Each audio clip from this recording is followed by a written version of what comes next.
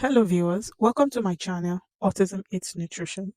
In this channel, we create healthy recipes free of chemicals, free of preservatives, free of MSG and all those unhealthy stuff.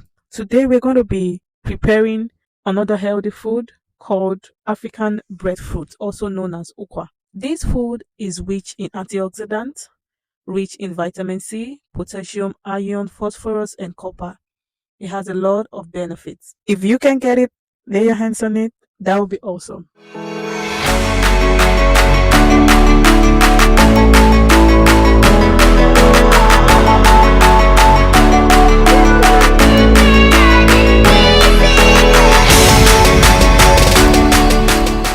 I use the dry one. So what I do, I soak it in water for like a day or for some time for it to soften up a little bit before you start cooking.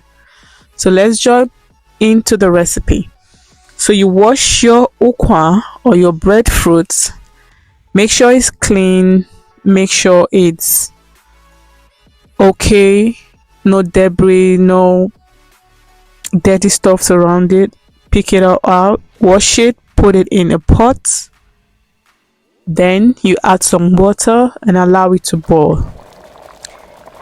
It could take some time to get to your desired softened consistency, but you could use your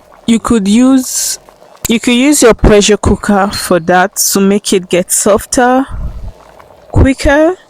And when it's soft to how you want it, you can put it back in the pot, allow it to boil.